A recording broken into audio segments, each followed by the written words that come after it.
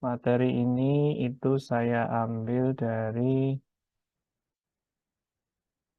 tunggu sebentar. Oke, screen saya sudah tershare. Ini saya hide dulu, hide floating meeting control, view, admit. Nah, itu sebenarnya di websitenya QGIS, itu sebenarnya sudah ada tutorial, ya. Apa itu interpolasi, definisi, dan juga contoh-contoh dari aplikasinya. Saya sudah simpen. Itu nanti coba kalian klik saja spatial analysis dalam kurung interpolation QGIS gitu, nanti akan keluar di bagian website. Ini materi yang ada di PowerPoint tadi, di slide tadi itu saya ambilkan dari basic informasinya yang ada di QGIS, ya. Di websitenya QGIS di sini dituliskan spatial analysis interpolation. Nah, terkait dengan interpolasi ini,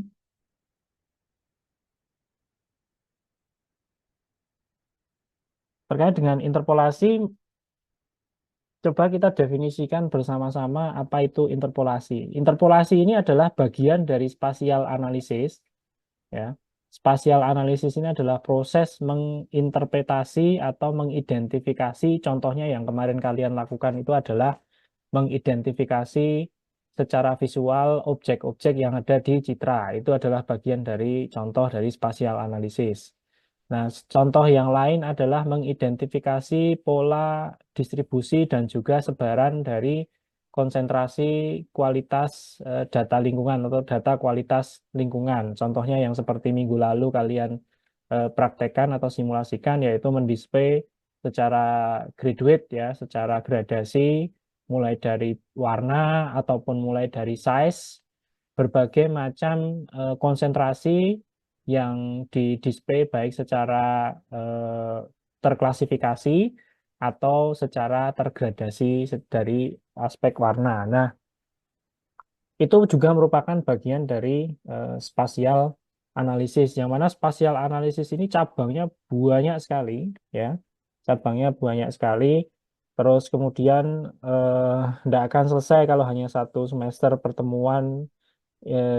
Itu pun tidak ada prakteknya, ya, satu SKS praktek di studio atau di laboratorium komputer gitu, itu memang sangat menjadi kendala, sehingga yang kita lakukan di sini adalah memperkenalkan pada kalian sebagai bekal nanti kalau ada yang tertarik fokus mendalami bidang spasial analisis ini untuk mengolah data-data terkait dengan data-data lingkungan, maka bisa diperdalam lagi, ya, bisa diperdalam lagi misalnya dengan mengambil topik tugas akhir yang menggunakan pendekatan spasial analisis ini sebagai teknik atau metodologi dalam menyelesaikan tugas akhirnya. Itu contoh yang saat ini berlangsung di jurusan kita, ya, baik yang S1 ataupun yang S2. Baik, apa itu spatial analysis? Spatial analysis is the process of manipulating, jadi proses memanipulasi informasi spasial seperti tadi yang saya contohkan tadi, ya.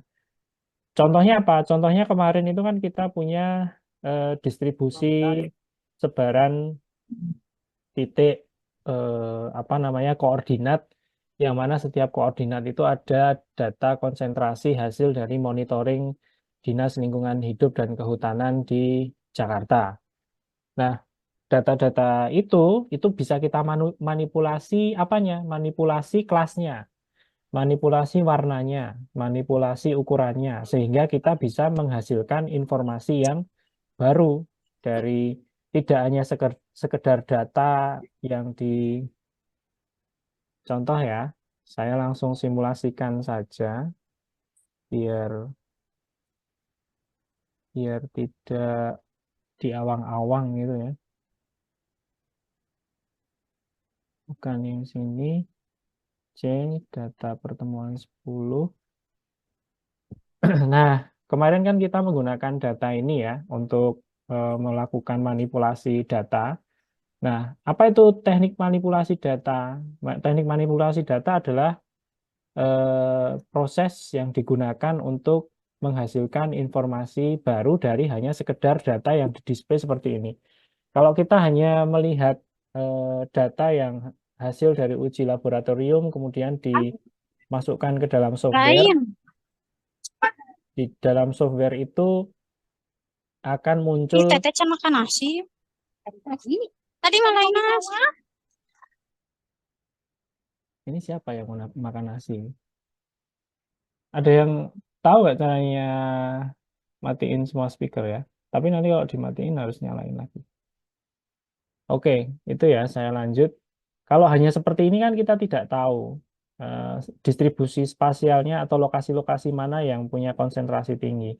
Sehingga kita bisa manipulasi tampilannya dengan cara simbologi. Jadi simbologi ini adalah satu proses me, apa namanya memanipulasi tampilan dari data spasial sehingga kita bisa melakukan analisis lebih lanjut terkait dengan pola dan juga distribusinya. Nah, oke.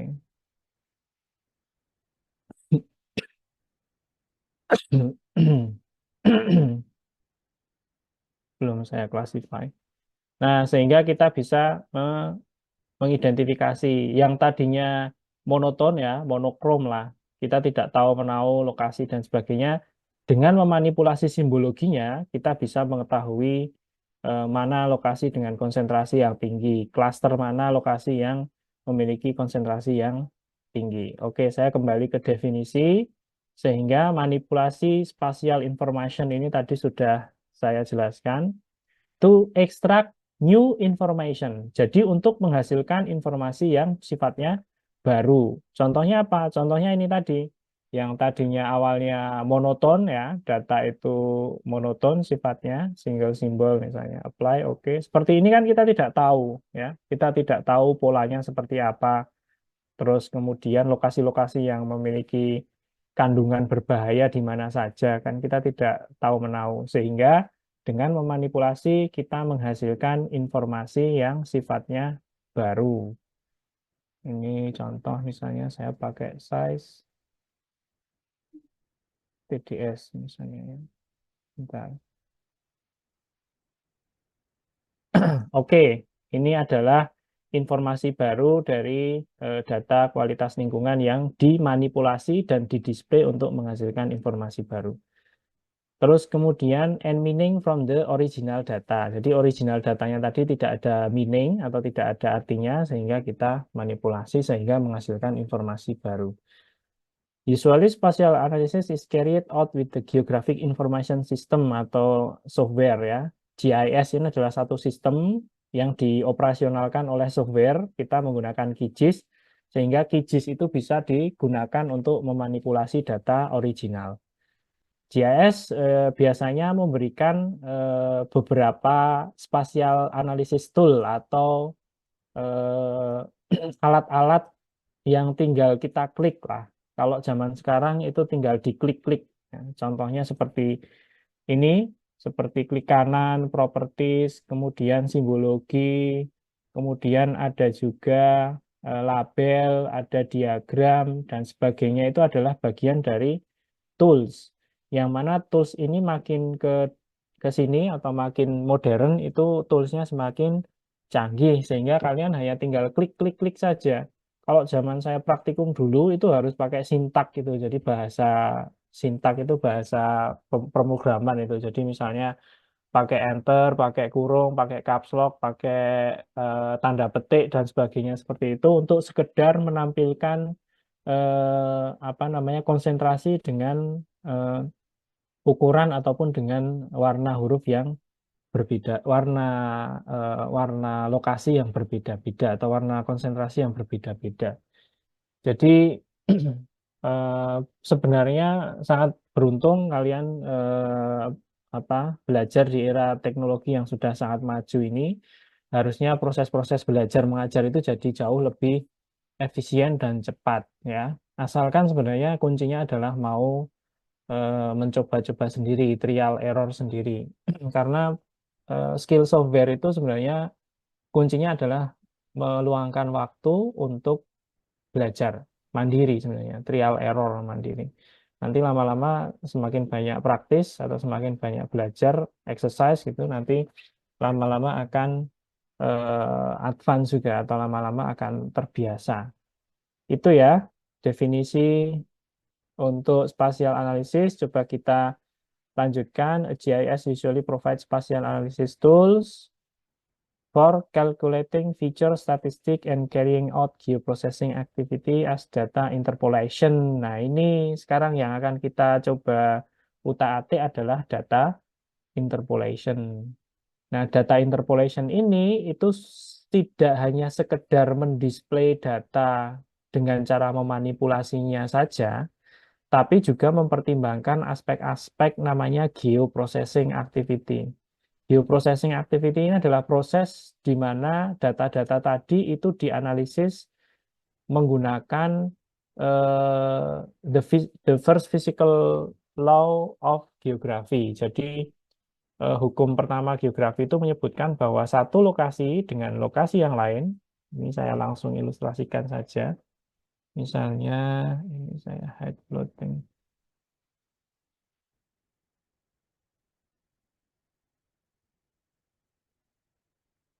Saya coret-coret langsung di sini saja. Misalnya di sini ada lokasi, di sini ada lokasi, di sini ada lokasi, di sini ada lokasi. Lokasi A, kemudian lokasi B, lokasi C, dan juga lokasi D. Ini kalau orang awam melihat ya sudah, ini adalah 4 lokasi yang saling berjauhan dan saling berbeda. Tapi teknik geoprocessing itu adalah teknik yang digunakan untuk mengidentifikasi atau menelisik atau menelusuri atau menganalisis hubungan antara titik A dengan titik B, dengan titik C, dengan titik D. Bagaimana kalau kasusnya dalam hal ini adalah data tentang kualitas air tanah? Ya, maka yang dicek itu adalah korelasi antara data TDS di tempat A dengan tempat B dengan ini misalnya A ke B, B ke C, C ke D, D ke A lagi, kemudian A ke C, A ke D, dan seterusnya itu sampai membentuk kayak simpul jaringan itu ya.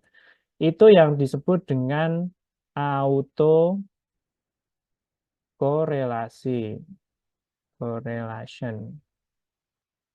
Ini enaknya gimana sih ya? Teks sekali ya. Nah, ini auto correlation, correlation. Nah, ini. Jadi geoprocessing itu adalah proses mengidentifikasi hubungan-hubungan yang terjadi di antara titik-titik tadi. Fungsinya apa? Fungsinya adalah untuk mengidentifikasi pola. Jadi kembali lagi pola. Tapi kalau pola yang kemarin kita kerjakan dengan memanipulasi simbol itu kan sebenarnya pola manual, ya, pola manual. Nah, sekarang yang akan kita lakukan dengan interpolasi ini adalah pola, tapi pola yang sifatnya otomatisasi, ya.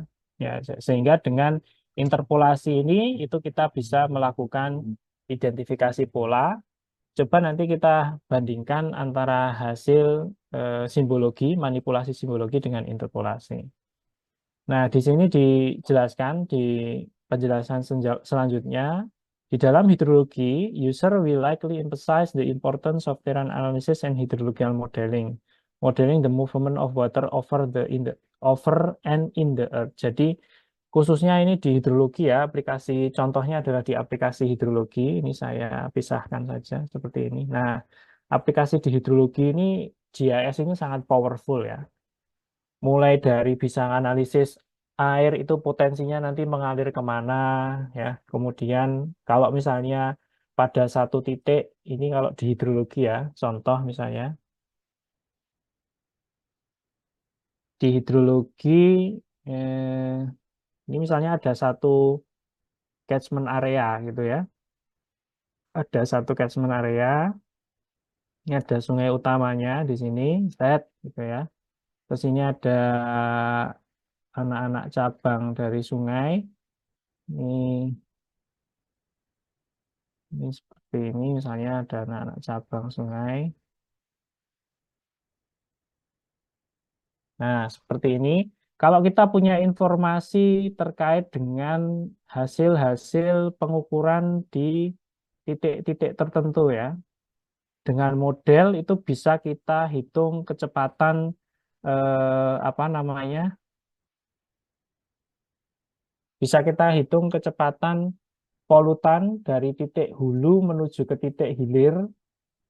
Ini misalnya hulu, ini misalnya hilir ya. Ini bisa kita hitung kecepatan dari apa namanya polutan yang mengalir di sepanjang stream ini, sepanjang downstream ini.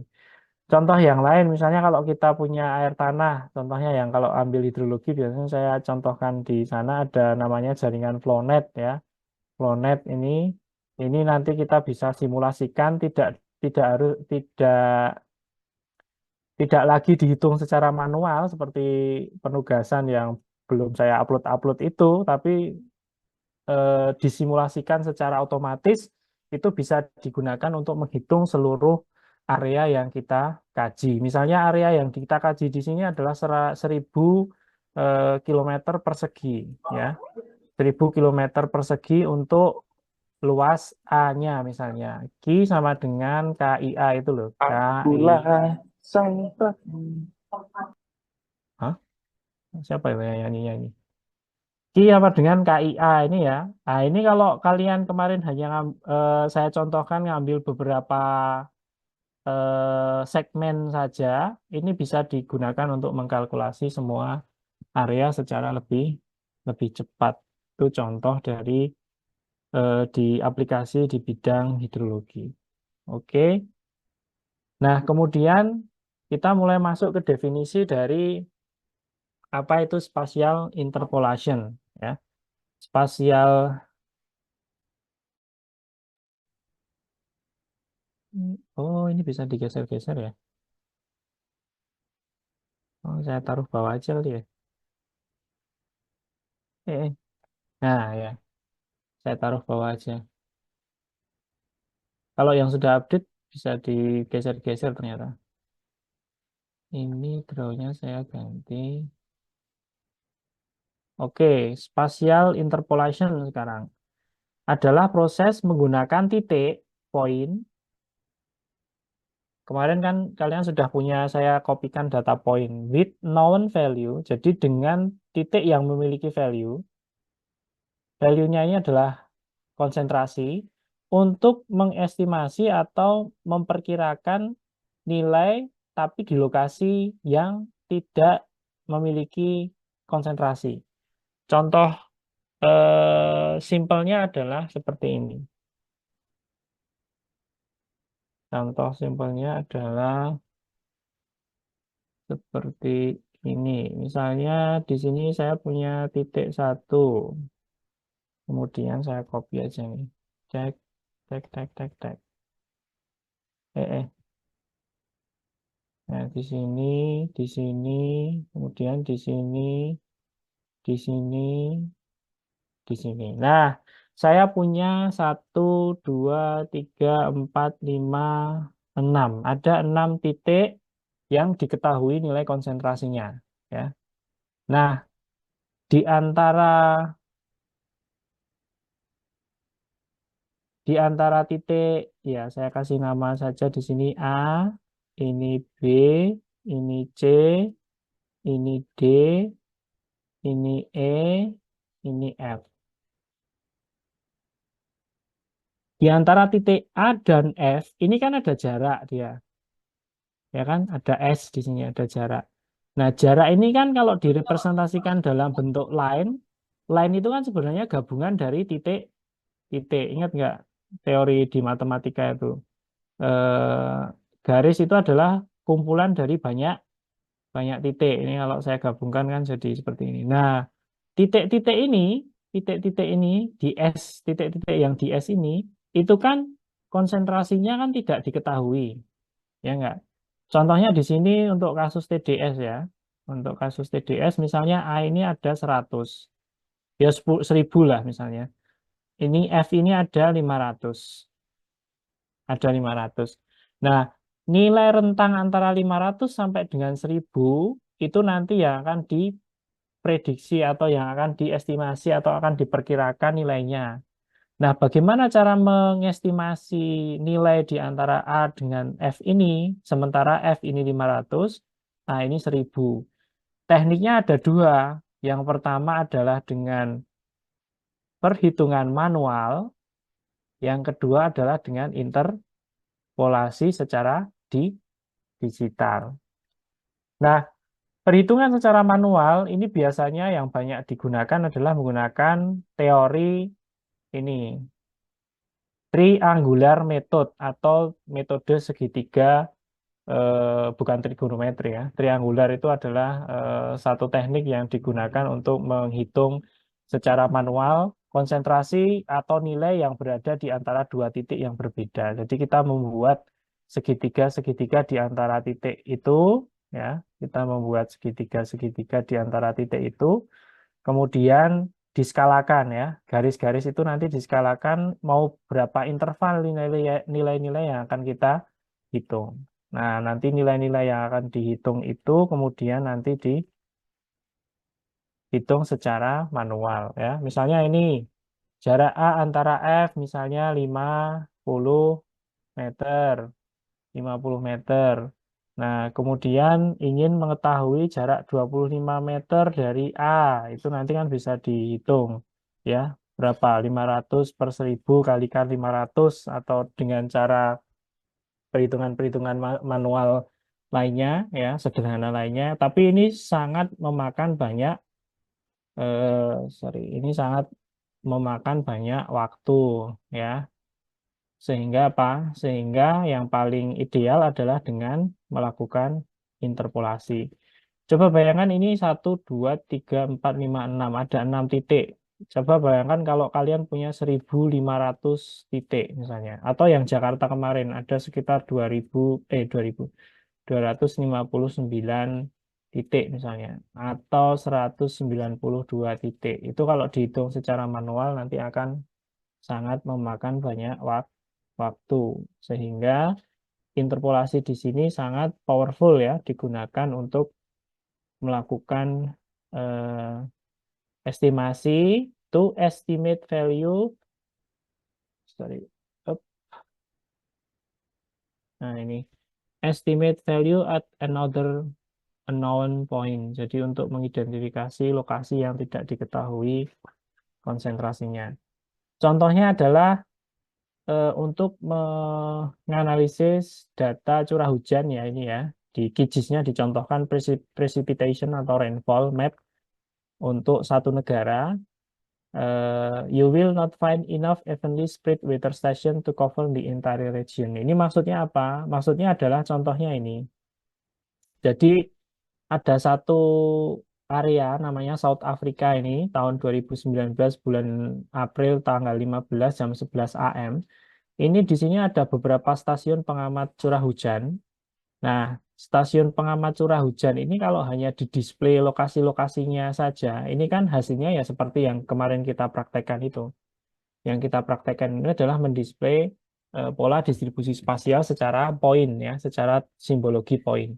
Nah, sementara untuk analisis-analisis lebih lanjut ya, untuk mengambil kebijakan bagaimana apa namanya mitigasi atau bagaimana mengantisipasi terjadinya kenaikan suhu, contohnya misalnya, atau mengantisipasi terjadinya genangan air untuk mengestimasi berapa intensitas hujan yang turun dalam satu wilayah, itu nggak mungkin hanya dengan menggunakan titik-titik seperti ini, ya, terlalu sederhana pendekatannya, sehingga perlu dilakukan identifikasi nilai-nilai yang berada di antara titik-titik yang sudah diukur. Makanya di sini teknik interpolasi itu digunakan untuk mengidentifikasi pola secara menyeluruh. Nah, kita tidak akan menemukan cukup data titik pengamatan curah hujan atau stasiun curah hujan. Pertanyaannya, kenapa kok di daerah ini tidak ditambahkan aja, oh Pak, kok ini kok nggak ditambahkan aja di sini titik lagi, sampai kemeruyuk ya, sampai istilahnya itu sampai ini misalnya saya tambah di sini. Eh, eh. Ini saya kasih warna pink aja, orange. Di sini tambah sampai bejubel banyak kayak yang di Jakarta itu dan sebagainya jadi tambah kemeruyuk gitulah sehingga lokasinya jadi lebih mudah untuk diidentifikasi polanya. Pertanyaannya kenapa kira-kira? Ada yang bisa jawab? Nih, set, misalnya di sini saya kasih banyak titik-titik stasiun curah hujan misalnya untuk menambah lokasi yang hanya beberapa, misalnya nggak sampai 20 gitu misalnya. Ada yang bisa jawab nggak? Kenapa eh, tidak ditambahkan saja Pak data monitoringnya atau lokasi titik monitoringnya? Ada yang tahu nggak jawabannya? Saya tak sambil minum dulu.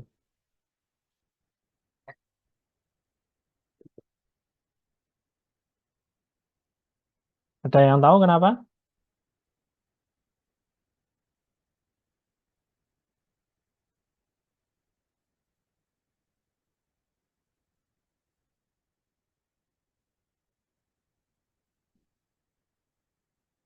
Kenapa kira-kira? Ini ada yang jawab nih kayaknya. Betul, sejati. Sejatinya biaya operasinya itu sangat mahal. Coba dihitung estimasi. Oh, kemarin kalian sudah coba saya simulasikan ya, menghitung eh, satu parameter itu total habisnya berapa katakanlah misalnya untuk sekian ratus titik pH aja itu sudah sampai berapa juta. Terus kemudian yang paling mahal kemarin contohnya zinc itu ya. Zinc itu kalau di tempat kita lab kita itu sampai 300.000 per sampel. Itu kalau 200 titik udah berapa saja. Nah, untuk stasiun hujan itu juga sama. Alat-alatnya mehong ya. Alat logger untuk mengukur data curah hujan, merekod secara otomatis itu adalah mahal. Sehingga kesimpulan, sebenarnya belum sampai kesimpulan sih, nanti disimpulkan di akhir-akhir. Tapi ini yang jelas indikator pertama ini karena biaya operasional dan maintenance dan sebagainya itu sangat mahal, sehingga lokasi dari monitoring data itu sangat terbatas. Oke, sebentar saya tambahkan ini teks ya di sini. Saya tambahkan teks di komen lah. Oke, textbook. Ini karena biaya, ini ngapain saya ketik, saya copy aja dari sini. Set. Ini jawabannya sejati ini, bagus nih. Karena biaya operasional mahal,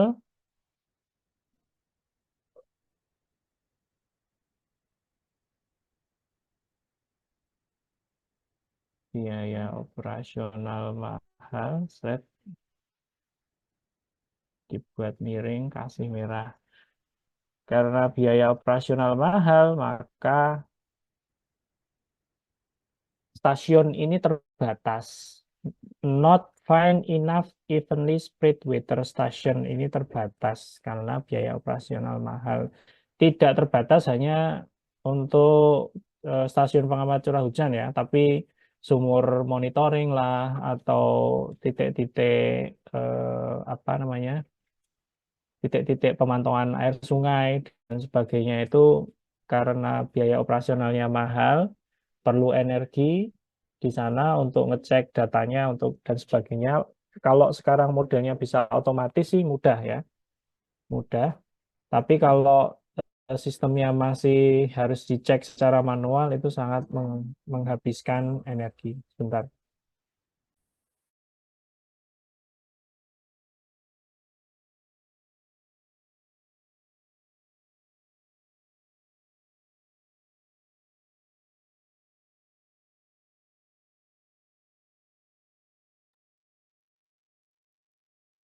Oke, saya lanjutkan ya. Tadi karena apa namanya biaya operasional mahal sehingga lokasi-lokasi monitoring itu jadi terbatas. Kemudian spatial interpolation can estimate atau bisa memprediksi the temperature at location without recorded data. Jadi titik-titik yang tidak terpantau tadi, ya ini coba saya besarkan ya, saya besarkan ini. Jadi lokasi-lokasi yang sudah terhitung tadi, ini saya blocking aja langsung saya delete. Nah, jadi lokasi-lokasi ini Kimberley, Uppington, Springbok, Calvinia, Bioforest dan sebagainya ini adalah biasanya nama-nama kota penting yang ada stasiun curah hujannya. Nah, dari lokasi-lokasi ini akan diprediksi atau diinterpolasi lokasi-lokasi yang tidak atau belum diketahui konsentrasinya. Konsentrasi contohnya ini apa sih? Temperatur ya, suhu. Suhu di sini akan diketahui nilainya dari proses memprediksi atau mengestimasi antara Uppington dan juga Calvina. Nah, ini kalau didisplay secara simbologi ya, baik dari warna ataupun dari apa namanya, dari size. Contohnya ini ya, contohnya seperti yang contoh misalnya kita main di TDS ya. Ini saya kasih warna change color saya ini.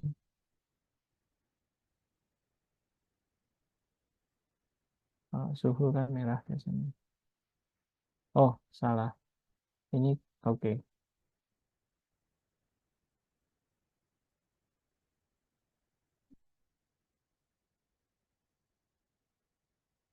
Oke. Kalau dari warna ini sebenarnya kan sudah ketahuan ya, size sama ya size dari size-nya kan sebenarnya polanya sudah ketahuan di lokasi ini. Kalau kita kembali ke sini, itu lokasi di mana area suhunya lebih tinggi itu akan jauh lebih kelihatan. Di sini bisa kita amati bersama-sama bahwa lokasi yang merah-merah ini itu adalah lokasi dengan zona area yang memiliki suhu relatif lebih tinggi jika dibandingkan dengan area yang berwarna biru dan juga hijau. Jadi dari lokasi ini kalian bisa langsung mengetahui ada dua titik atau hotspot ya, dua titik panas yang perlu dimonitoring atau perlu dicegah agar tidak terjadi misalnya resiko kepanasan atau heat stroke misalnya. Heat stroke itu kejadian di mana tiba-tiba pingsan ya karena suhu tubuhnya tidak kuat menahan buffer dari suhu lingkungan. Ini banyak terjadi di apa namanya, di negara-negara yang eh, eh, apa namanya, nilai radiasi atau albedo permukaan buminya sangat signifikan ya, kayak di Afrika. Bahkan di Jepang kemarin juga banyak, kalau pas summer itu suhu bisa 45 derajat kalau siang hari itu. Itu heat stroke itu biasanya nanti menyerang ke ini apa namanya, orang-orang tua dan juga anak-anak kecil. Bahkan kemarin pekerja Kensuse itu pekerja magang yang dari Indonesia itu juga yang di mana di Tokyo atau di mana itu sampai pingsan dan nggak tahu meninggal apa ya, beritanya itu karena heat stroke ini, karena kondisi panas yang sangat ekstrim yang mungkin nggak terbiasa kan.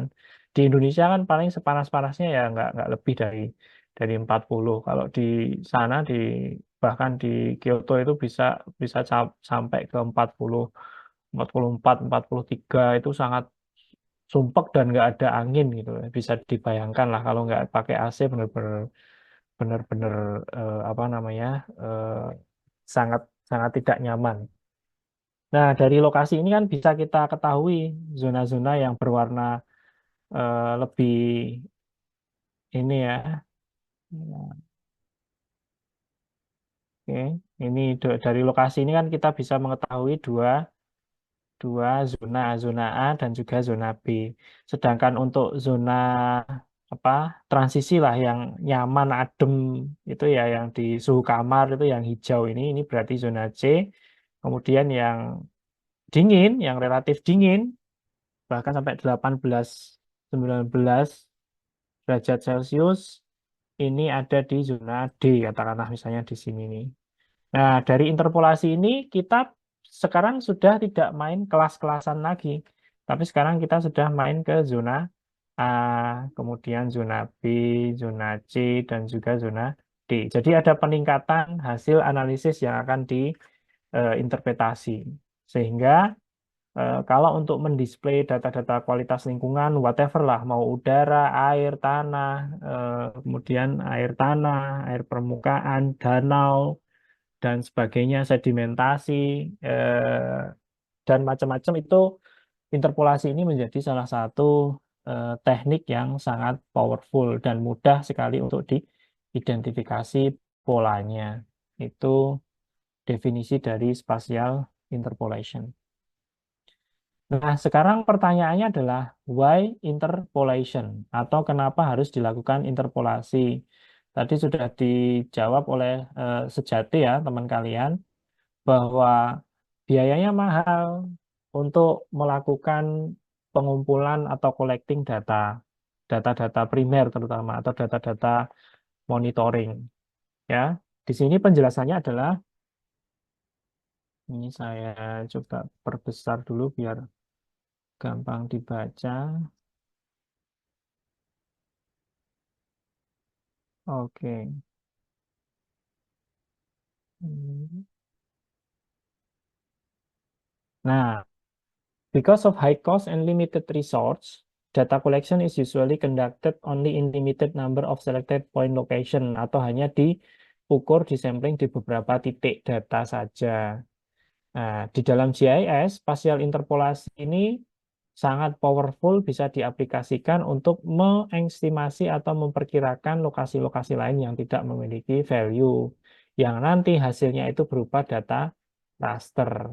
Nah, kalau kemarin kita display-display ini kan masih data vektor ini sebenarnya, ya, karena data point yang kita manipulasi bentuk dan juga warnanya. Tapi kalau nanti menghasilkan interpolasi atau sudah diproses menggunakan interpolasi, maka akan menghasilkan satu data baru yang disebut dengan data raster. Jadi interpolasi ini bisa dikatakan eh, geoprocessing atau processing eh, data spasial di dalam software atau di dalam sistem GIS yang nanti akan menghasilkan data baru berupa data raster. Jadi mengubah dari data vektor diubah menjadi data raster yang memiliki informasi lebih lebih kompleks atau lebih powerful. Nah, kemudian in order to generate a continuous map, contohnya ya, continuous map itu adalah contohnya ini. Jadi kalau kalian perhatikan peta yang warna-warni ini tidak diskret. Diskret itu artinya terputus. Terputus itu contohnya ini, ya. Contohnya ini. Kalau kalian zoom, nah antara titik yang saya tunjuk ini dengan titik yang lain ini kan terputus dia. Ada barrier jarak ya, yang mana jarak ini nggak ada informasinya sama sekali atau kalau boleh saya katakan, kalau ini mau saya screenshot sebentar ya, screenshot. Ini saya screenshot seperti ini. Kemudian saya paste di sini sebentar, tek, set, tek, paste. Nah, di sini ya, di sini ini sama ini tanda tanya. Ini sama ini tanda tanya. Inilah yang disebut dengan data diskrit atau data yang tidak diketahui nilai di antara data-data tersebut. Nah, sedangkan yang data ini, ya, data ini adalah data continue. Kenapa data continue? Karena titik-titik warna merah ini, titik-titik warna merah ini, kemudian titik-titik warna hijau, warna biru, dan sebagainya. Ini kalau kalian zoom terus-menerus, nanti akan ketemu yang namanya kotak-kotak kecil yang disebut dengan pixel, ya. Pixel ini kan data raster. Nah, setiap pixel ini dia memiliki nilai ya. Ini misalnya saya buat contoh. Nah, ini masing-masing ada nilainya 0,5, 0,7, 0,8, 0,9. Kalau misalnya TDS ya 1000, 500, 550 dan sebagainya. Jadi di dalam data raster itu setiap pixel itu memiliki nilai konsentrasi. Dari mana, Pak? Dari hasil dari geoprocessing. ya, dari hasil geoprocessing. Nah, itulah yang dimaksudkan dengan generate a continuous map.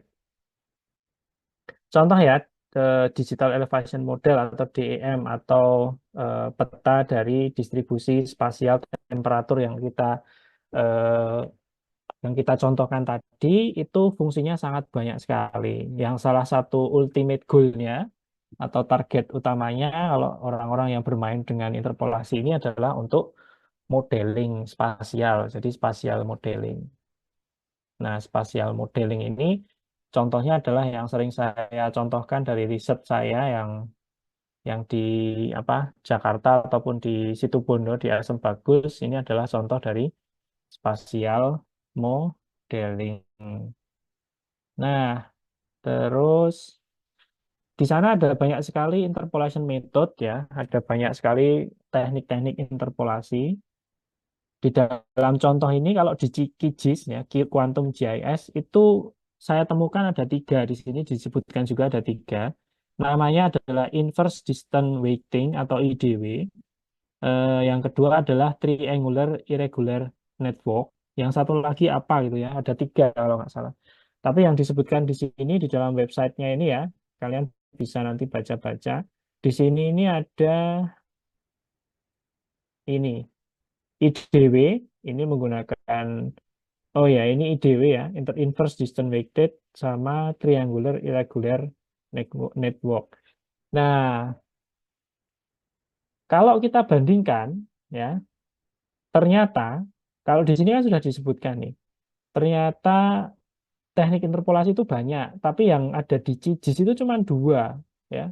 Di QGIS itu cuma ada dua. Padahal kalau kita cek, ya, kita cek teknik interpolasi itu ada banyak sekali metode, ya. Dalam contoh di ArcGIS ya, ArcGIS, ini metodenya ada ordinary kriging, ada simple kriging, ada universal kriging, ada empirical Bayesian kriging sampai dengan yang ke bawah. Nah, inverse distance weight ini adalah salah satu contohnya saja sebenarnya dalam hal interpolasi. Ini contohnya ini ya. Yang lain ada global polynomial interpolation, local polynomial interpolation, bla bla dan sebagainya. Nah, kalau di ArcGIS ini lebih sistematik dia karena interpolasinya ini dibagi menjadi eh, dua teknik umum atau dua pendekatan umum. Yang pertama adalah pendekatan geostatistik, yang kedua adalah pendekatan deterministik. Nah, deterministik ini gampangannya adalah ingatnya adalah deterministik ini kaku. Kaku itu adalah mendisplay nilai konsentrasi hanya berdasarkan konsentrasi yang ada di antara dua titik. Itu saja. Nah, sedangkan geostatistik itu mengestimasi atau memperkirakan nilai di antara dua titik tapi dengan hubungan atau korelasi ya, dengan korelasi dan melihat pola yang lain. Jadi pola di antara titik yang lain itu juga dipertimbangkan. Jadi di sini namanya geostatistik itu karena mempertimbangkan statistik dari kondisi data-data yang lain. Contoh simpelnya ini ya. Kalau saya mau deterministik, A, A sama B ini hanya dihitung berdasarkan nilai kalau di sini 1000, di sini 500, maka dari 1000 ke 500 itu kalau di grafik gini akan turun. Ya enggak? Ini titik A, ini titik B. Maka konsentrasinya akan mengalami korelasi, bukan korelasi ya, akan mengalami tren turun. Nah, sedangkan yang geoprocessing itu memperhatikan statistiknya.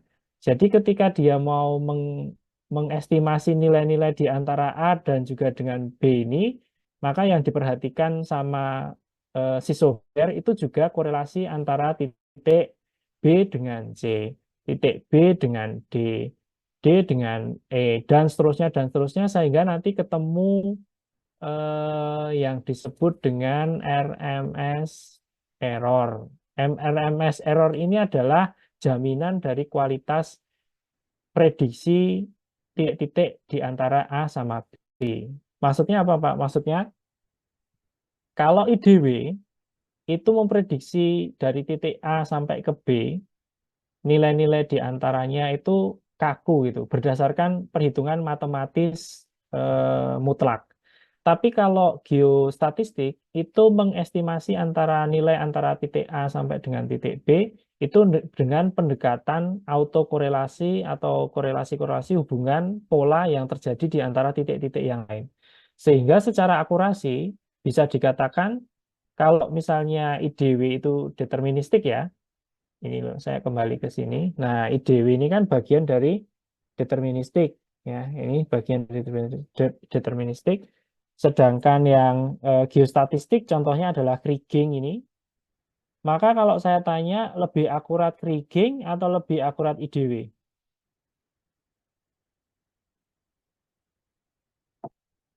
Kalau saya mau interpolasi data Jakarta misalnya, Jakarta ini ya, Jakarta ini. Jakarta ini kan banyak nih datanya nih. Ini kalau saya mau pilih metode, saya pilih metode IDW atau metode geostatistik. Geostatistik, Pak. Iya, betul. Jawabannya Geostatistik, Mas Pak. Haid. Ya, jawabannya Mas Haider dan kawan-kawan yang lain tadi betul. Kalau datanya terdistribusi dengan merata seperti ini, polanya juga sudah bagus, kelihatan seperti ini, tidak lain dan tidak bukan geostatistik adalah satu pilihan teknik yang paling handal diharapkan untuk melakukan interpolasi. Justru kalau malah diinterpolasi menggunakan IDW, itu hasilnya malah tidak akurat, gitu ya. Jadi ini yang saya tekankan mulai dari angkatan kalian ya, semoga ke depan juga makin baik berubahnya. Karena di kating-kating kalian ini saya menemukan banyak TA yang interpolasi, waton interpolasi gitu loh, sembarang interpolasi, whatever mau memakai metode apapun itu diinterpolasi. Padahal sebelum melakukan interpolasi itu ada tahapan-tahapan untuk memilih metode yang pas atau yang cocok untuk melakukan interpolasi. Kapan menggunakan IDW, kapan menggunakan Kriging ordinary, kapan menggunakan Kriging universal, kapan menggunakan empirical Bayesian, kapan menggunakan logaritmik, kapan menggunakan semi logaritmik, gitu-gitu itu ada pertimbangan-pertimbangan terkait dengan sebaran data, pola data, distribusi data, jumlah data, bahkan di statistik itu kan ada minimum data sehingga bisa digunakan untuk mengkalkulasi autokorelasi dari sebaran atau korelasi dua parameter atau variabel gitu kan. Kalau tidak memenuhi minimum 30 sebaran data, maka bisa dikatakan hasil dari korelasinya tidak valid gitu kan. Nah, contoh-contoh seperti itu juga berlaku di spatial analisis sehingga disebut dengan geostatistik ya. Disebut dengan geostatistik. Intinya di slide ini saya ingin mengatakan bahwa interpolasi itu tidak hanya IDW ya, tapi banyak sekali metode. Kapan Pak saya menggunakan satu metode dengan metode yang lain? Tergantung dari karakteristik data dan tujuan dari apa pekerjaan atau riset yang mau kita target. Itu, nah sekarang masuk langsung ke contoh dari aplikasi. Kemarin kalian sudah mendisplay ini contoh di lokasi penelitian lokasi kedua saya ya. Sama aja sebenarnya yang Jakarta kemarin juga sama. Kalian sudah mendisplay secara manipulasi simbologi, baik dari warna ataupun dari size ya, ukuran. Kemudian ini, ini sebenarnya masih belum mudah untuk diinterpretasi. Karena bisa jadi di lokasi yang gede-gede masih ada yang kecil. Ada yang setengah sedengan, ada yang kecil, dan sebagainya. Sehingga untuk mempermudah interpretasi zona di mana konsentrasinya tinggi, itu adalah dengan melakukan interpolasi. Sehingga apa? Sehingga ditemukan lokasi yang precise atau lokasi yang benar-benar akurat di mana konsentrasinya itu tinggi, itu bisa apa istilahnya dibatasi atau didelineasi. Sehingga di sini kalau kalau orang expert ya sebenarnya sudah langsung gampang. Ini dibagi jadi dua lokasi begini. Ini lokasi A, lokasi B, lokasi C. Tapi ini tidak bisa dihitung areanya, ya kan? Areanya tidak bisa dihitung.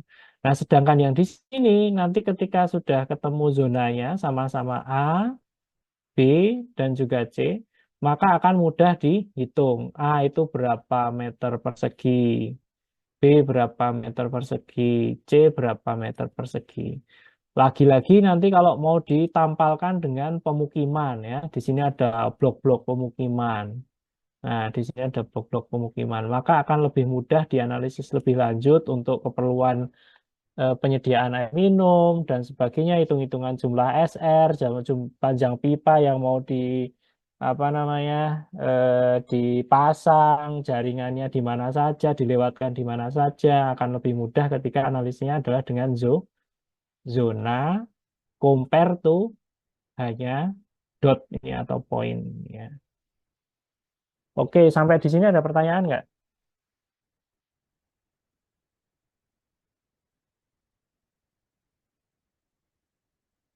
Pengantar teorinya adalah seperti itu. Sorry ya, ruwet sekali ini. Tak delete aja saja. Eh, malah di delete kabeh. Ah ya. Ya, kuliah saya ini sisa coret-coretnya ini dah. Oke, ada pertanyaan nggak terkait dengan pengantar teorinya? Tanya oh, sambil break dulu saya. Ya nanti aja lah saya delete. Nah, kalau nggak ada, kita masuk ke pertemuan 13 ya. Sembari saya persiapkan datanya dulu. Ya, datanya sebenarnya cuma dari data kemarin sih. Tapi kita break dulu 5 menit ya. Saya tak ambil minum sebentar.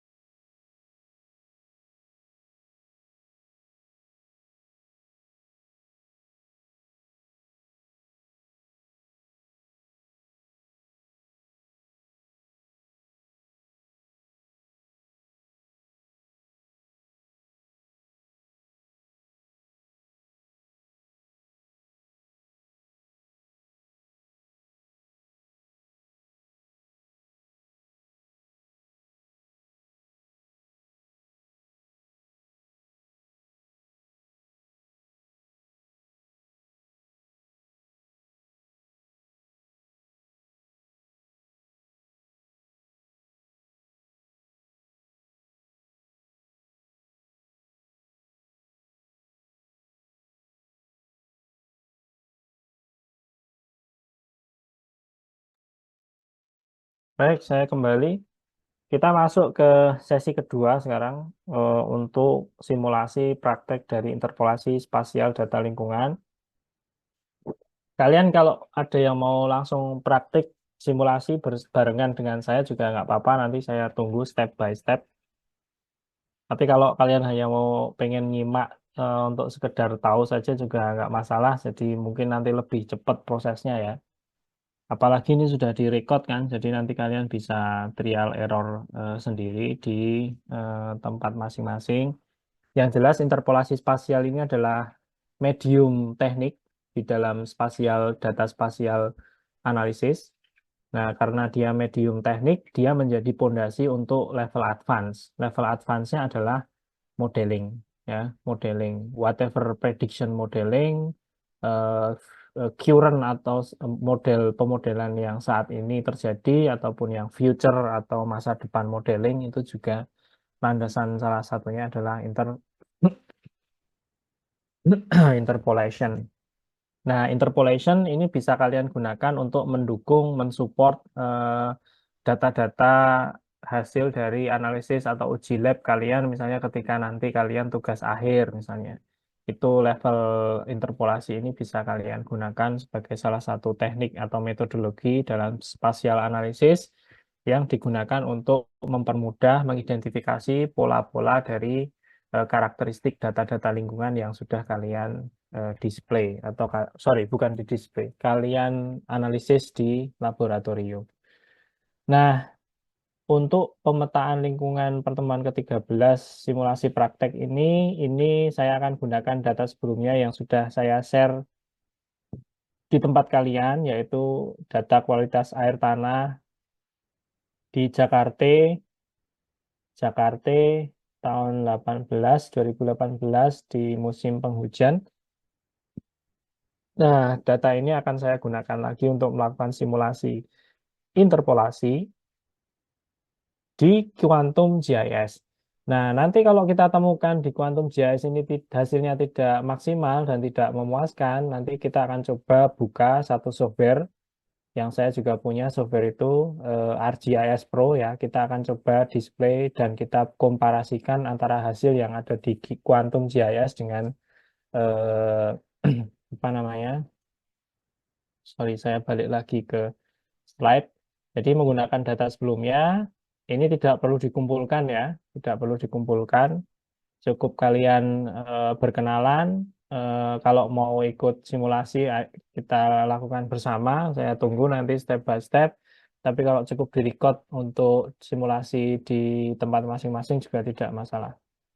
Kemudian hasil interpolasinya nanti akan kita display di sini, akan kita komparasikan satu teknik dengan teknik yang lain. Kemudian kita analisis bareng-bareng apa kekurangan dari Quantum GIS, lalu kita coba komparasikan dengan eh, software yang saya miliki. Ini license ya, kalau ini. Kayaknya saya pernah sebutkan juga ya waktu itu. Ini license yang ini free, free sama license. Coba kita komparasikan. Baik, saya akan masuk ke Quantum GIS-nya. Ini sebaiknya saya geser. Iya, nah ini.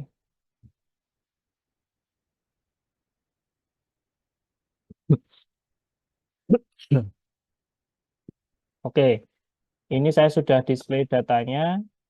Nggak perlu deh sebenarnya. Saya display ke single simbol saja ya. Saya apply, saya oke. Ini size-nya saya ganti jadi 4 biar tahu ini lokasi-lokasi sampelnya. Nah, lokasi-lokasi sampel ini dengan total sekitar 259 data ini saya akan coba interpolasi. Caranya adalah di dalam eh, apa namanya processing. Di dalam processing ini ada toolbox. Ini kalian klik ya, sampai nanti muncul, wah ya, sampai nanti muncul ada processing toolbox seperti ini. Ini kalian bisa, kalau hafal metodologinya atau tekniknya, bisa kalian langsung klik di sini, misalnya IDW. Ya, nanti muncul IDW kan di sini, IDW. Atau kalau enggak, bisa kalian langsung sorot ke interpolation. Ya, interpolation di sini kalian buka. Nah, di dalam interpolation ini yang tersedia untuk rasternya hanya ada dua ternyata, IDW dan juga TIN ini. Apa sih IDW, apa sih TIN? Coba kita berkenalan dulu dengan apa itu IDW.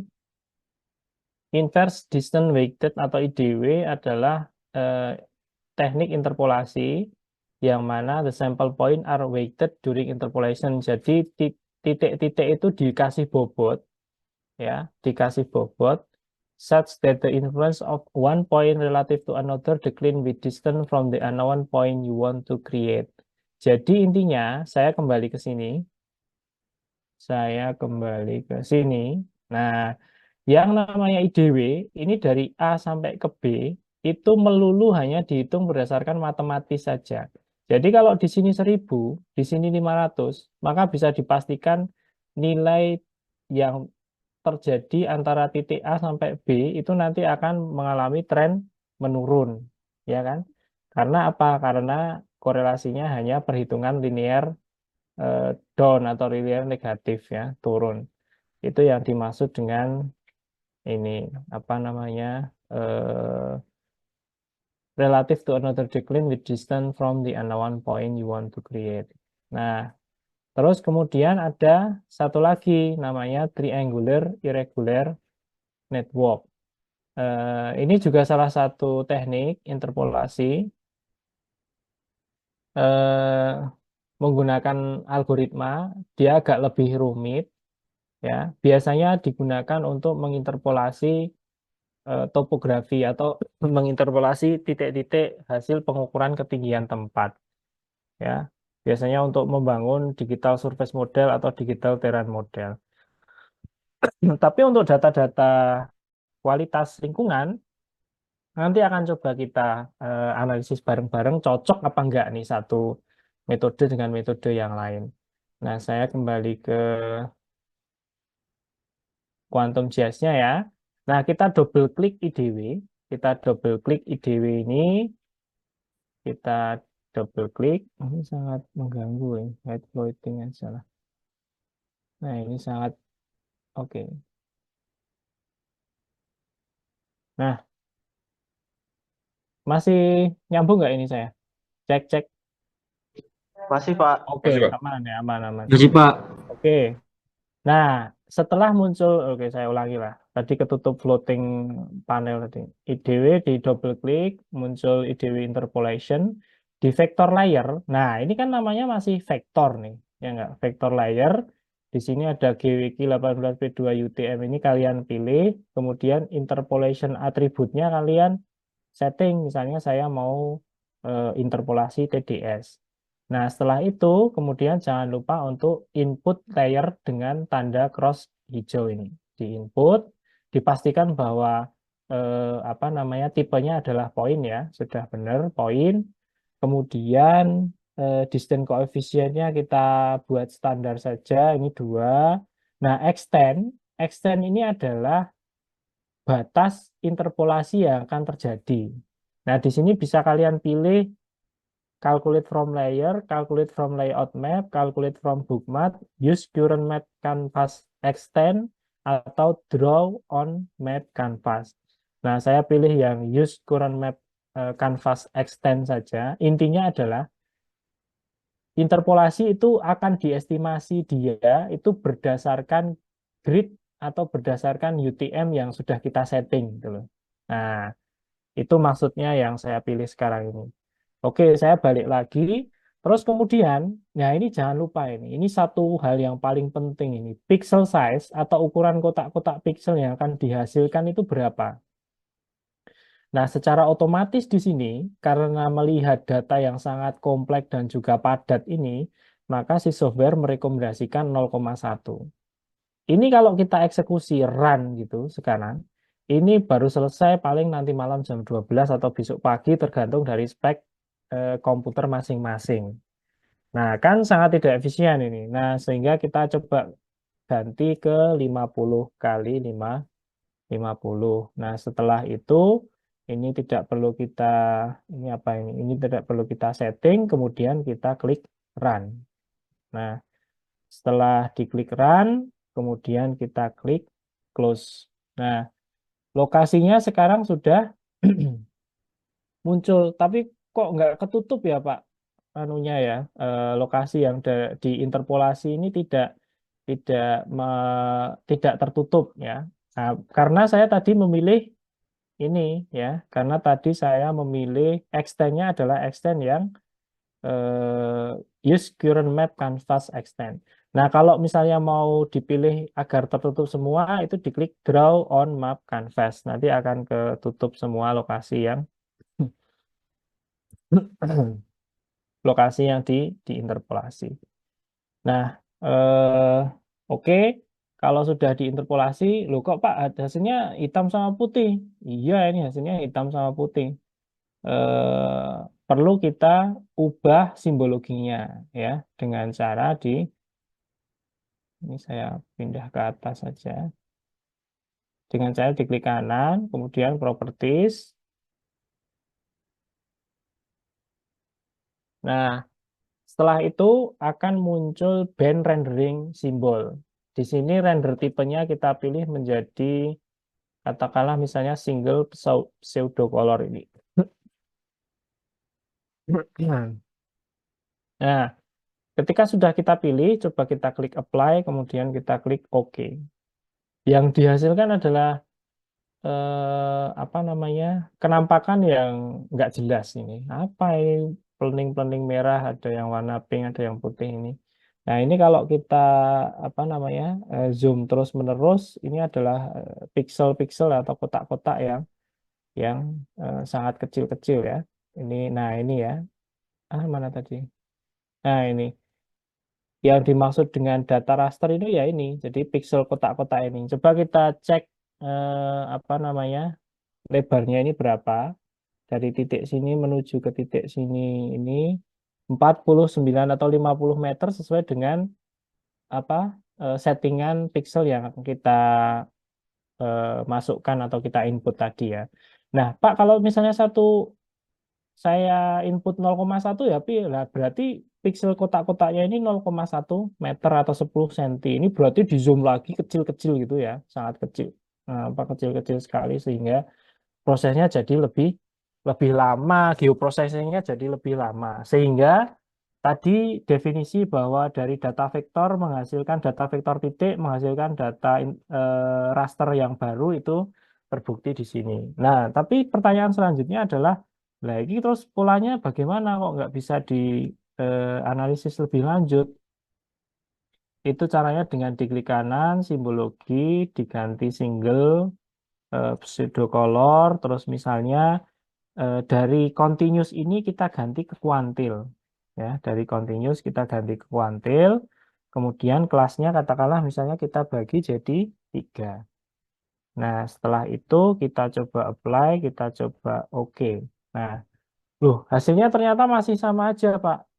Nah, ini berarti teknik dari klasifikasinya belum benar. Berarti kita coba ubah ke discrete misalnya.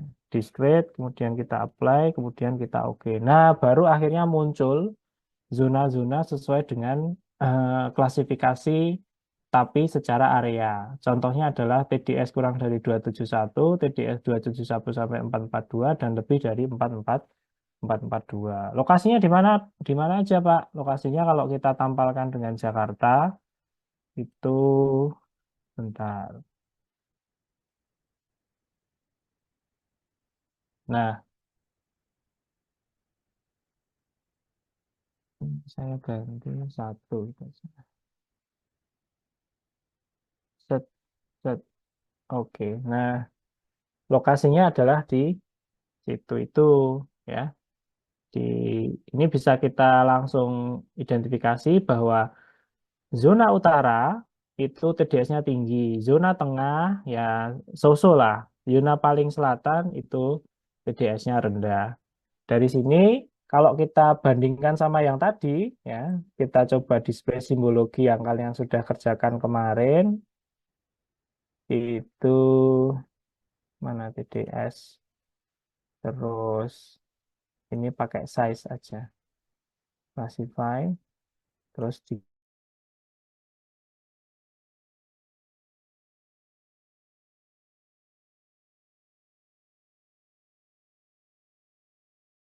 kok nggak sesuai dengan apa namanya batas dari apa sih ini, batas dari Jakartanya ya. Kalau nggak sesuai dengan batas Jakartanya bisa kita potong. Nah, caranya yang ini saya hapus saja ya. Saya coba buat yang baru biar kalian tahu perbedaannya. Sorry, ini IDW interpolation, terus TDS, kemudian saya add. Soalnya ada yang masuk, keluar masuk ini, jadi notifnya muncul-muncul terus ini, head floating. Oke, terus kemudian extend-nya ini saya ganti ke draw on map canvas. Caranya adalah diklik, nah di drag seperti ini ya. Nah, kalau sudah, ini pixelnya diganti 50 kali 50. Nah, kemudian run.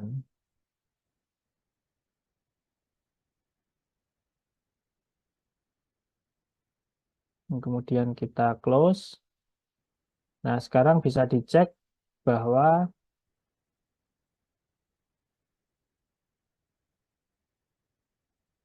area yang tercover itu sudah tertutup Jakarta. Maksudnya Jakartanya sudah tertutup semua gitu. Ini tak ganti warnanya jadi orange biar kelihatan.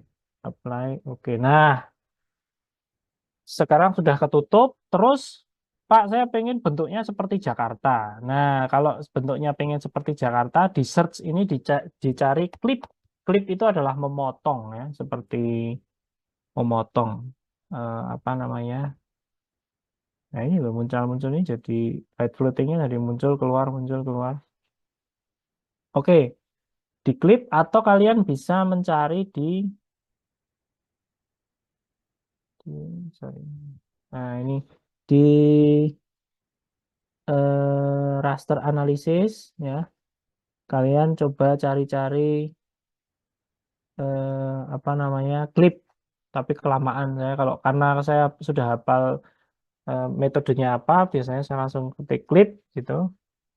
Klip dipilih yang klip raster by mask. Terus kemudian di double klik, kemudian layernya di input ya. Layernya di input. Alah,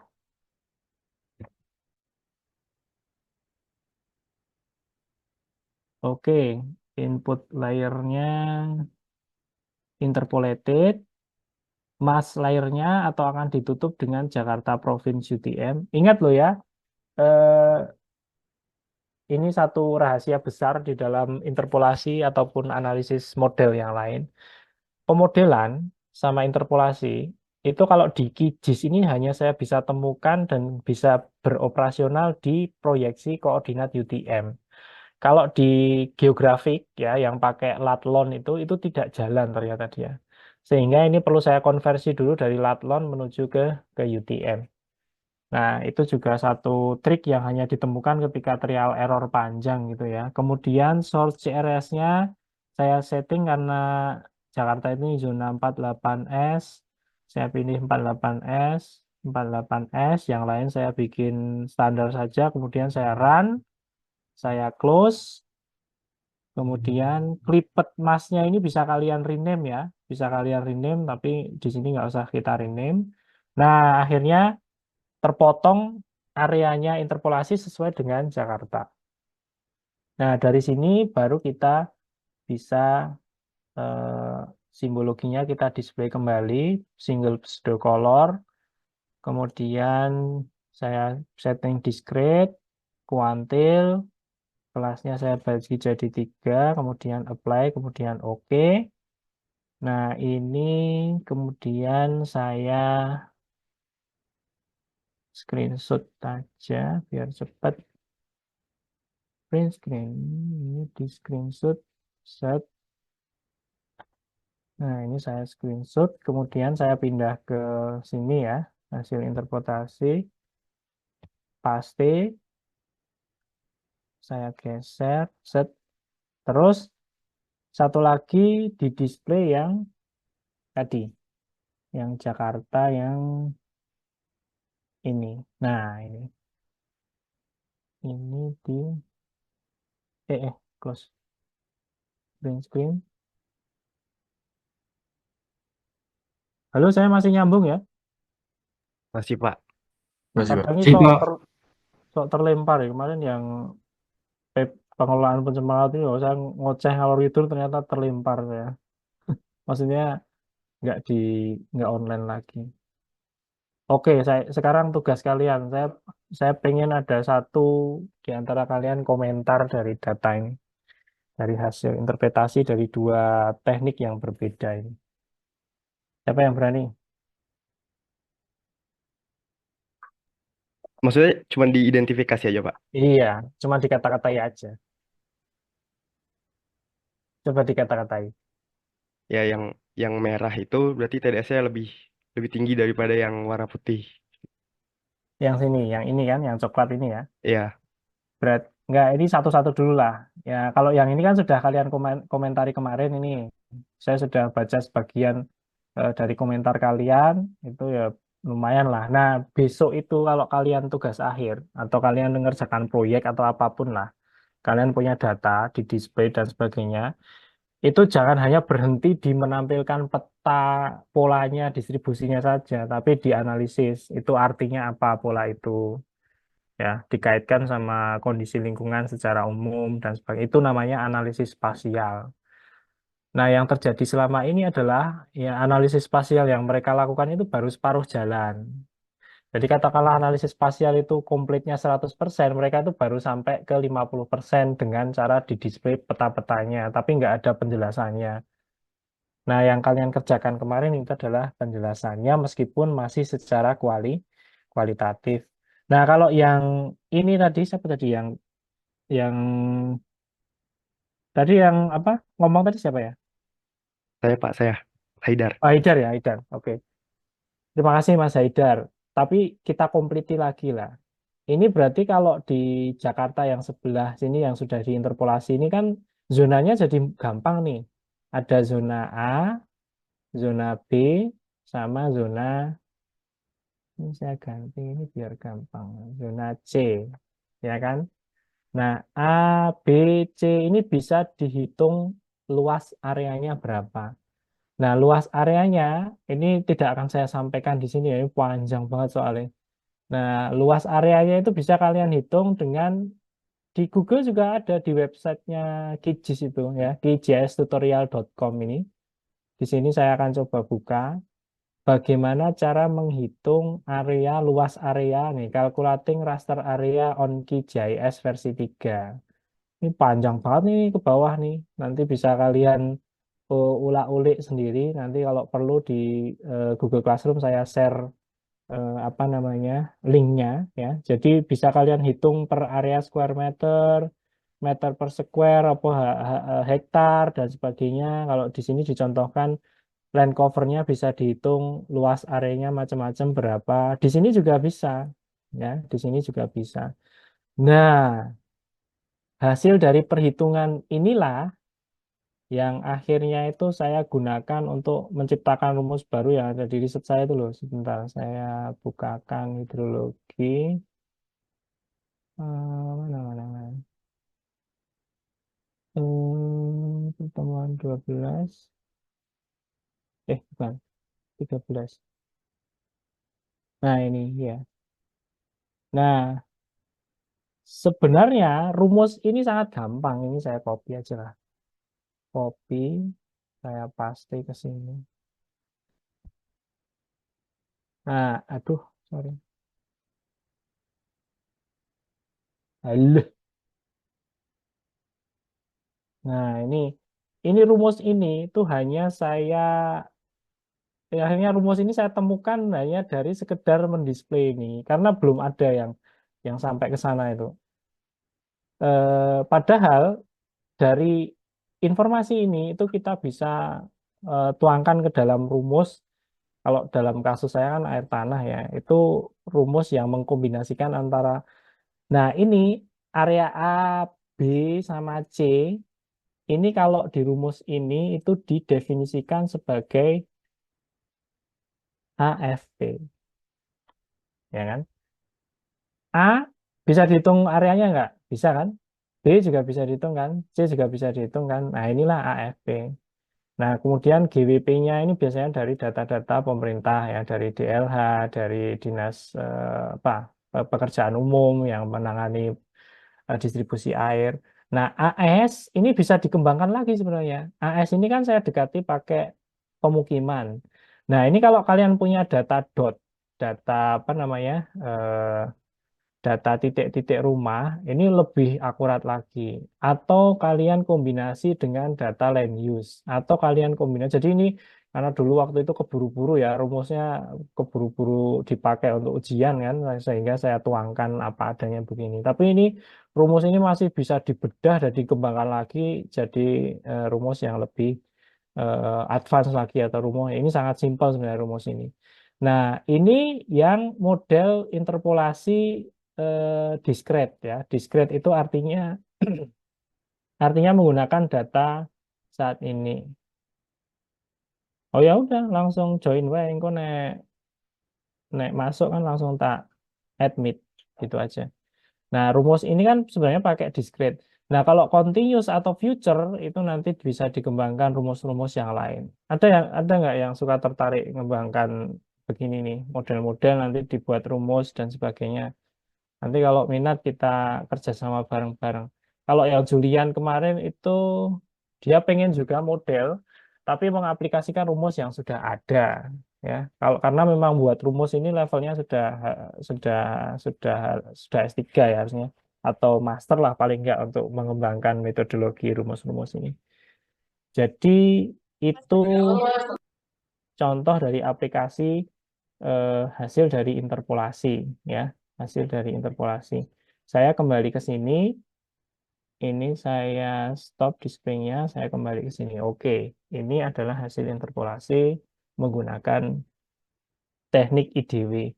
Pertanyaan saya adalah, apakah ia cocok data yang sebejibun ini diaplikasikan menggunakan teknik IDW? Kembali ke slide yang ini.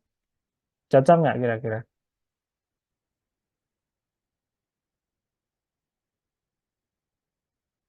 Eh, siapa yang mau jawab? Akmal, kamu tadi yang nanya kan? Kamu tadi yang anu, yang chat, tahu nggak? Cocok nggak kira-kira?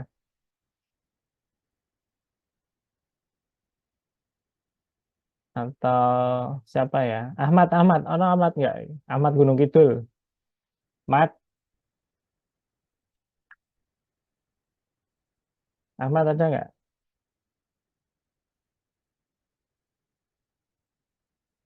Lagi rondo paling.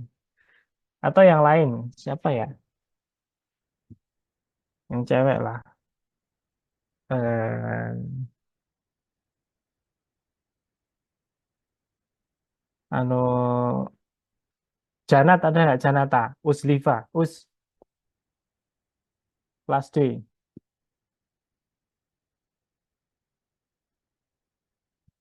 nggak ada juga. Zaki,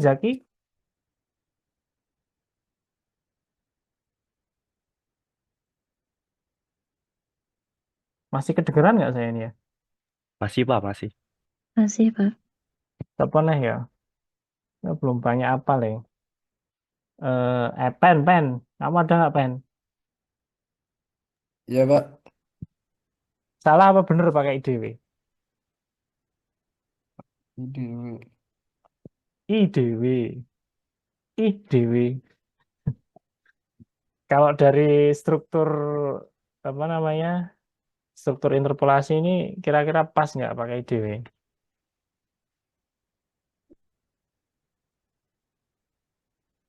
Terus gitu. Pas nggak ya? Perbedaannya kalau nggak pakai sama nggak pakai apa, Pak? Nah ini ya udah kalau belum bisa jawab. Pertanyaan saya kan pas nggak kira-kira kalau pakai IDW? Jawabannya adalah pas Pas. ketika hanya digunakan untuk mendeskripsikan seperti yang kalian kerjakan kemarin dari pola-pola ini loh. Yang ya ini. Tapi ketika nanti akan digunakan untuk hitung-hitungan bahkan sampai ke rumus segala macam begini ini, itu tidak pas. Pasnya pakai apa, Pak? Pasnya adalah pakai metode namanya geostatistik. Lebih umumnya disebut dengan kriging. Jadi kalau di dunia interpolasi itu ada dua kompetitor ya, kriging versus IDW. Atau yang terkenal di deterministik ini kan adalah IDW. Nah, kalau untuk analisis lebih lanjut, ngitung apa namanya karakteristik data lingkungan, karakteristik pola sebaran yang tidak hanya dipengaruhi oleh kondisi apa namanya antropogenik, tapi juga faktor geologi, faktor batuan, faktor ketinggian tempat, faktor penggunaan lahan, itu cocoknya adalah dengan metode kriging. Pertanyaan selanjutnya adalah, di QGIS ini ada kriging nggak? Raono, bos. Di kriging ini tidak ada, sehingga kelemahannya QGIS ini coba kalian deskripsikan di sini. Apa kira-kira kelemahannya QGIS? Ayo, kalian Cuma yang cuma 2 metode Pak tadi. iya, metode metode interpolasinya sangat terbatas. Ya jenenge software gratisan le, ya biasanya yang gratis kan ya ada keterbatasan.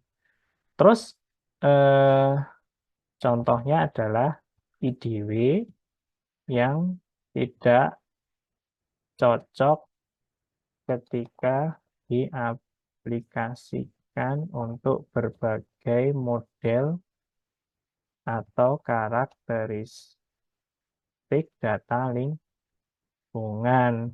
Nah, sekarang masih ada satu lagi nih, namanya TIN. TIN itu kalau saya balik lagi ke sini, TIN ini Triangular Irregular Network, ini biasanya digunakan untuk interpolasi topografi. Tapi kalau misalnya kita paksain untuk interpolasi data lingkungan, coba kita display bareng-bareng sekarang. Caranya adalah dengan diklik interpolasi, tinnya di double klik, terus diklik TDS, kemudian add value, pastikan poin, kemudian interpolasi metodenya ini di sini ada, kita pilih linear saja. Extend-nya ini kita pilih draw on map canvas. Draw on map canvas ini berarti begini, set. Terus kemudian interpolated-nya kita bikin standar dan sebagainya, kemudian kita run.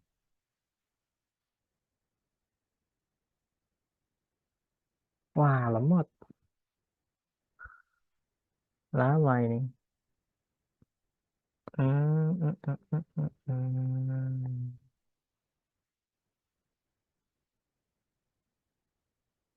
Wah, astagfirullahaladzim. Pixel size-nya udah di setting, bos. Ini pixel size-nya 0,1 ya besok pagi selesainya. Di close dulu, di close dulu. Sorry, sorry.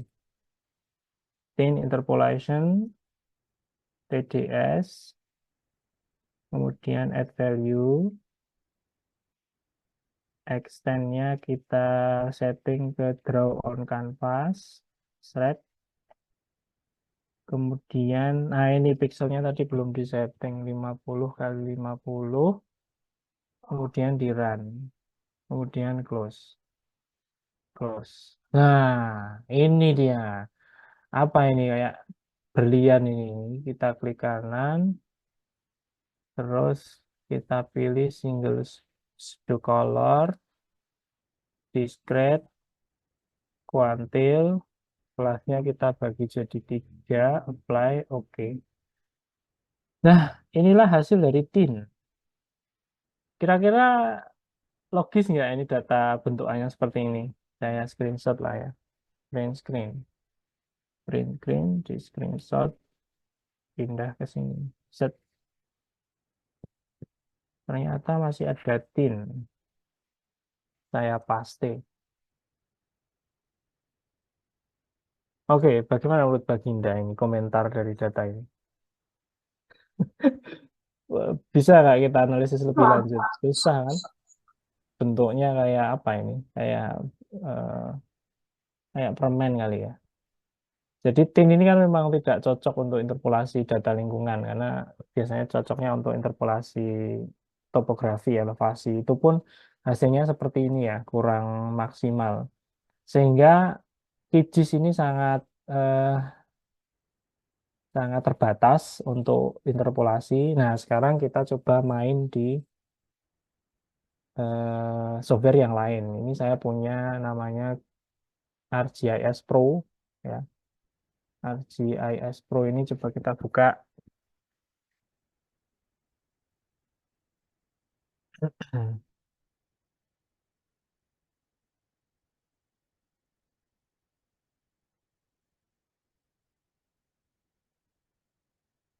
Nah, ArcGIS Pro ini disuruh update, nggak usah lah.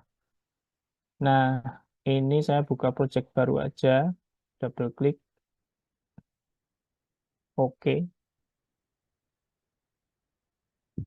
Tampilannya kurang lebih sama dengan QGIS ya, ada window toolbar, ini ada background topographic map di sini. Ini saya hilangkan aja, ini saya close. Nah, ini saya akan coba buka data ya, data baru. Sorry. Ini ke atas.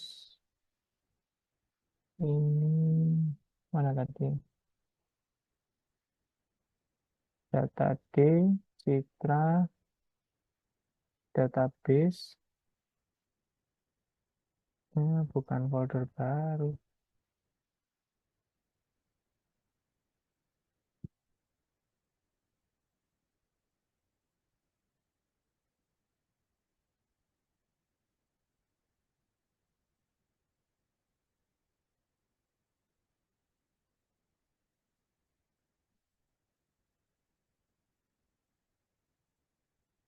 D, Citra.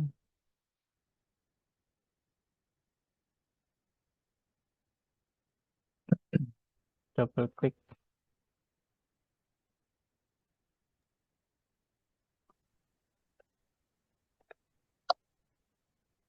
Lagi ya. Oke.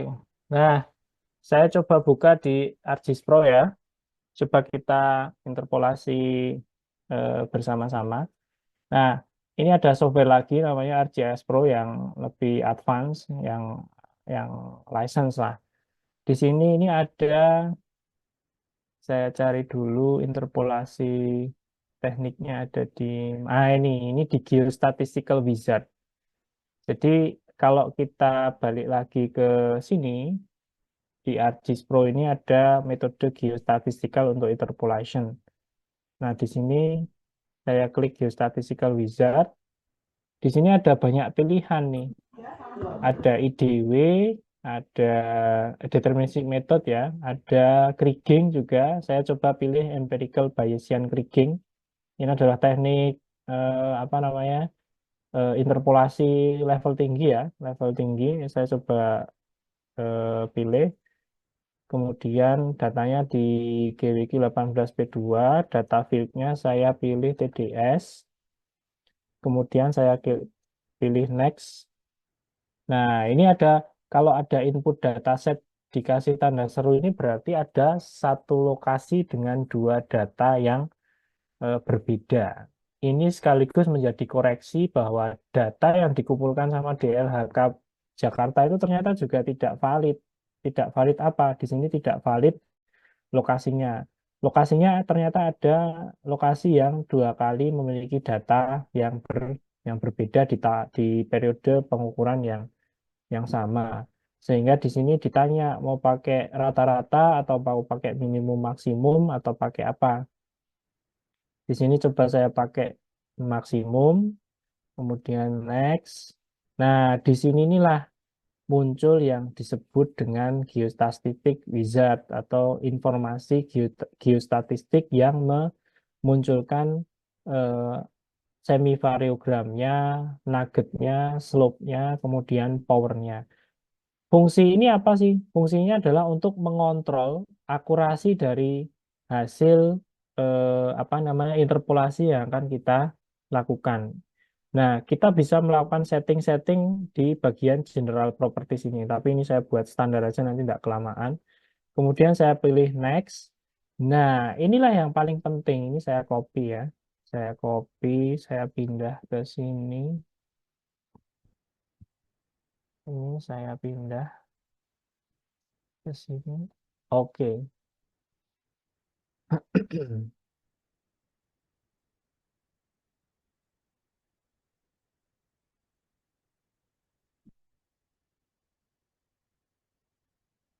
Nah, meskipun nggak terlalu kelihatan ya. Di sini diperlihatkan bahwa sumbu X itu menunjukkan nilai yang diprediksi, sedangkan sumbu Y itu menunjukkan nilai yang diukur di lapangan.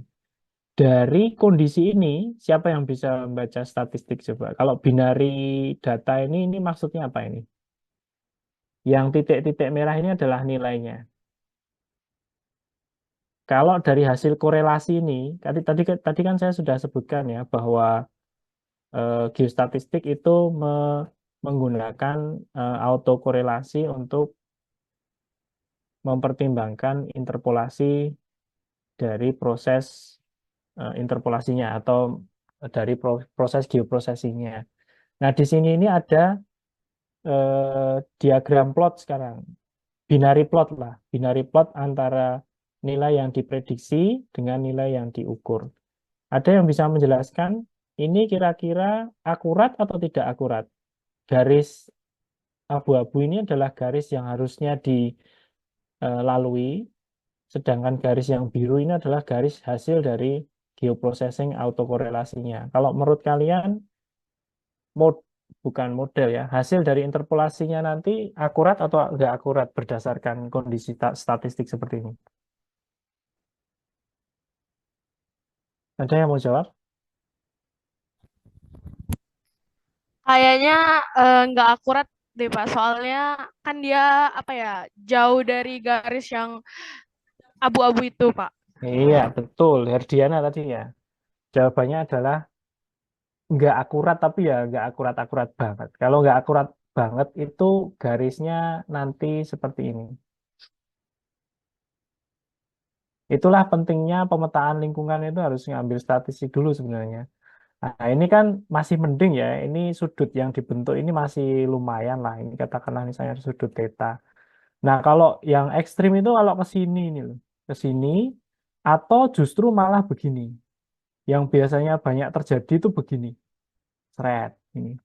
Nah, ini kalau ini sudah dipastikan kalau ini tidak akurat ya. Kalau ini masih so-so lah. Kalau ukurannya ya ini kalau di persentase akurasinya ya itu antara 50 sampai dengan 60%. Artinya apa? Artinya dari 100 data yang kita kumpulkan di lapangan itu 60 sendiri itu akurat diprediksi dengan metode interpolasi EBK ini, Empirical Bayesian Krige ini. Jadi paham ya di sini. Nah, salah satu indikasinya, nah ya ini siapa ini ya, Sejati juga menjawab tadi bahwa eh, hasil interpolasinya tidak akurat, betul.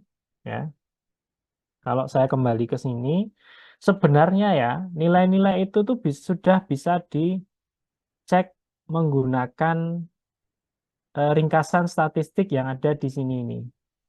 Ini kalau saya gedein, saya print screen, kemudian sorry alah,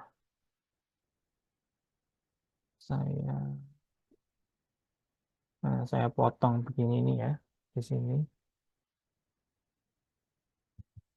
Ini saya paste, Ctrl V. Nah, sebenarnya ringkasan statistiknya itu sudah ada di sini. Untuk mengetahui dia akurat atau enggak, itu ceklah RMS errornya atau RMS standardize-nya. Ini RMS errornya saya lingkari dulu biar gampang. RMS square-nya mana? Ini ya. Nah, ini. Ada 613 prediksi yang tidak akurat. Kalau dilihat di sini RMS square standardize-nya adalah hampir mendekati 1. Ini sebenarnya sudah lumayan lah. Lumayannya karena si pola garis biru ini mengikuti pola garisnya abu-abu yang sama-sama positif. Nah, sebenarnya akurat atau enggaknya model kalian itu bisa dilihat dari ringkasan statistiknya ini ya. Ini ada rumus-rumusnya ini. RMS square ini syaratnya dia akurat harus berapa, mean standarnya berapa, RMS square standarnya berapa. Ini kalau kalian pengen tingkat lanjut belajar tentang analisis spasial menggunakan teknik interpolasi, ini nanti bisa masuk di tugas akhir atau kalau misalnya lanjut ke S2 bisa masuk ke sana. Tapi kalau sampai ke sini-sini, yang untuk kegiatan mata kuliah ini terlalu jauh ya, terlalu jauh. Baik, saya balik lagi ke sini, kemudian saya klik finish, kemudian saya klik OK. Nah, hasilnya bisa dicek bersama-sama. Ini saya pindah ke, ini saya, sorry, ini saya ganti ke abu-abu aja. Ada. Nah, ini ya. Ini sebenarnya extend-nya bisa diperpanjang dan seterusnya dan seterusnya. Tapi saya pakai ini aja. Kemudian ini simbologinya juga bisa kita setting. Kelasnya misalnya kita ganti jadi 3. Kemudian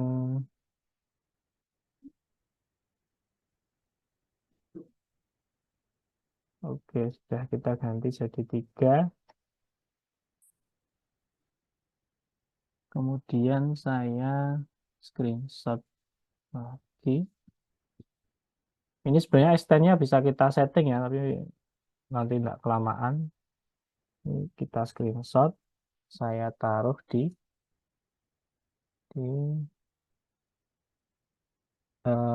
sini. Oh, sini aja. Saya buat baru, Ctrl V. Yang ini saya copy, taruh sini. Terlihat nggak perbedaannya antara yang IDW dengan yang apa namanya tadi kriging? Ya, yang ini geostatistik, yang ini deterministik. Kira-kira lebih terkontrol yang geostatistik atau deterministik IDW tadi? Lebih terkontrol yang geostatistik karena kita bisa mengubah-ubah nilai statistik yang input tadi sehingga kita bisa menjudge atau mengatur akurasi dari model yang akan kita hasilkan. Oke, begitu. Terus kemudian ini kira-kira kesimpulannya apa ini? Ada 2 software. Eh, Kalau di level interpolasi, ini yang license tentu saja lebih powerful ya. Sedangkan yang free sangat terbatas. Tapi free ini juga konon katanya sudah ada yang membangun pakai plugin ya, tapi harus kita install terpisah. Plugin ini nanti bisa digunakan untuk interpolasi. Kalau yang QGIS bawaan standarnya ya hanya 2 ternyata, IDW sama TIM.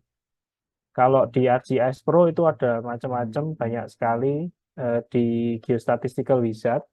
Ada empirical Bayesian kriging, ada empirical Bayesian prediction, ada kriging, row kriging, area interpolation, 3D, kernel, diffusion, nah, macam-macam itu. Ini pun nanti anaknya masih banyak juga. Contohnya saya, nah ini ya, ini neighborhood metodenya, bukan, sorry, semi-variogram tipenya bisa kalian setting-setting, kemudian transformasinya empirical atau log, kemudian ini kalau saya next, sorry ini back lah. Nah, ini macam-macam lah, bisa disetting-setting di sini. Quantile, probability, prediction, standard error. Nah, ini coba kita prediction standard error. Next, finish. Oke. Nah, sekarang muncul hasil standard error prediction.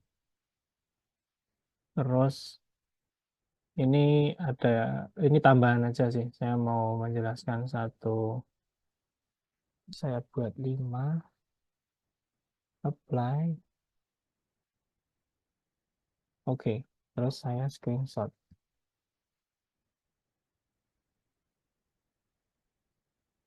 Ini tadi adalah standar error ya.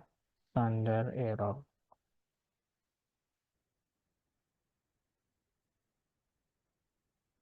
Nah, ini tambahan aja kalau kalian sudah belajar level advance. Standar error ini adalah area-area yang direkomendasikan untuk dilakukan monitoring ulang atau prioritas dari monitoring ulang. Nah, kalau di sini ada nilai-nilai misalnya error, intinya makin merah itu errornya makin tinggi. Jadi lokasi yang merah ini saya tandai lah. Lokasi yang merah ini itu ada yang tidak beres dengan monitoring datanya. Nah, yang sudah agak baik-baik itu yang abu-abu, yang agak merah muda ini sudah bagus lah. Sehingga untuk manajemen monitoring data lingkungan kalian bisa rekomendasikan ke DLH. Ini loh datamu itu masih salah di daerah sini ini. Coba